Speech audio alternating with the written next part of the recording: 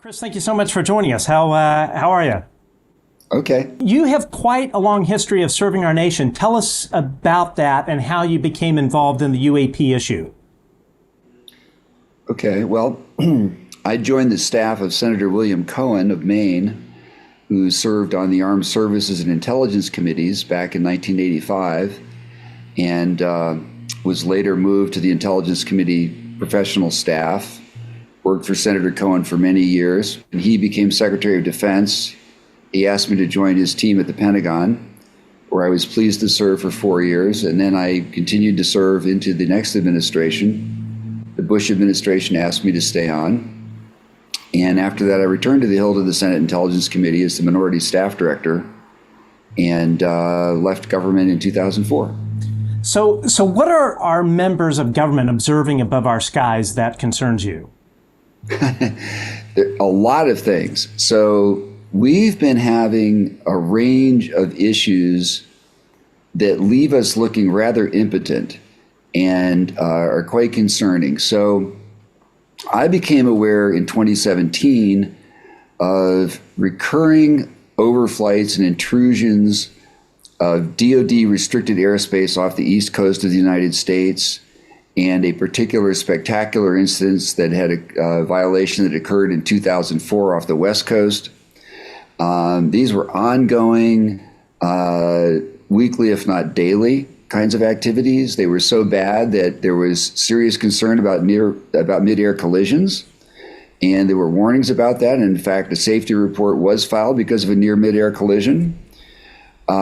So we had a safety issue and a national security issue because there are sensitive military activities and training and classified systems and activities going on in these areas, which our adversaries would like to learn about. And somebody was in a position to do that with these aerial devices.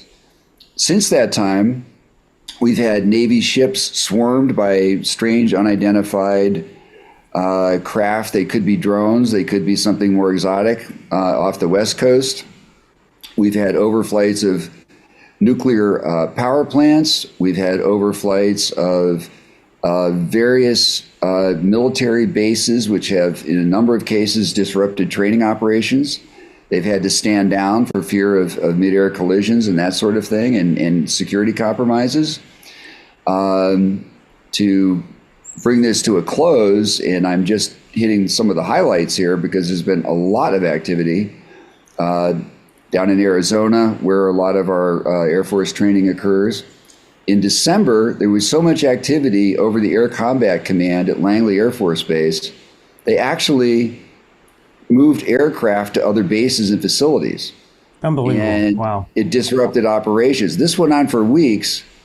Now, the Air Combat Command is, among other things, responsible for the air defense of the East Coast and the capital region, and they couldn't control their own airspace. People who've told me that, several different sources, Dave Grush is only one, there are a number of sources who said, yeah, we actually do track some of these things. We know some of the signatures associated with this, and so forth. The Air Force denies that. So this is another area where we don't have clarity, I would say. And we have good reasons, Congress has good reasons to be asking the questions to get to the bottom of this.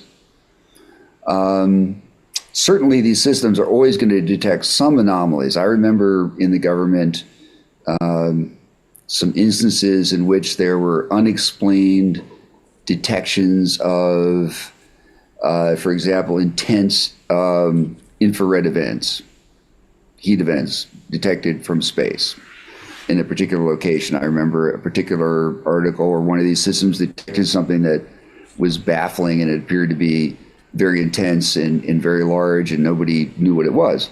Doesn't mean it's necessarily extraterrestrial, but it's an example that when you have sensors that are this capable and this pervasive over extensive periods of time, for sure you're going to see some anomalous things. And so one of the questions is this being swept under the carpet, this kind of thing, like the Chinese balloon, because people don't want to deal with it and confront it? Or is it actually being collected by an organization that's not sharing it that's maybe running off the books, or what is going on. So I think these are all valid and significant issues, and finally we're reaching a point where people are acknowledging this, and Congress is starting to probe this, and I hope they will continue to, and I hope this pending legislation will pass, which would require all of these agencies and organizations to turn over copies of all their UAP records, and also empower a group appointed by the president to review them, even the most classified records, to evaluate them from the standpoint of what they reveal on this subject. And I want to dig into the classification part here in a little bit, because I think there's a lot of confusion. I certainly know that I've had some confusion over it. But I want to jump back a little bit, kind of crossing paths again with the Air Force. So in 2023, I was researching the Accidental War Agreement, and I discovered, surprisingly online, this operating manual for the Washington-Russian hotline called MOLINK. It stands for Moscow Link. The document laid out pre-designated messages using the phrase unidentified objects. Do you think that phrase unidentified objects could have referred to UAP? I think it probably referred to anything that was unidentified, to include what we call UAP. The point was, we nearly had a catastrophic global thermonuclear exchange in the 80s, because at one point the Soviet Union detected, I think it was 6 or 8 objects in space on a trajectory that made them appear to be ballistic missiles that matched ballistic missiles launched from the US. And their doctrine was to launch on detection. And this warning went up the chain and could have led to the end of our planet and our race, our society as we know it. And thankfully, a senior Soviet officer challenged this and said, why would they only, if they were trying to do a preemptive attack, why would they only launch 6 missiles? And it turned out it was the sun glinting at a certain angle off some satellites or something like that it caused this false warning.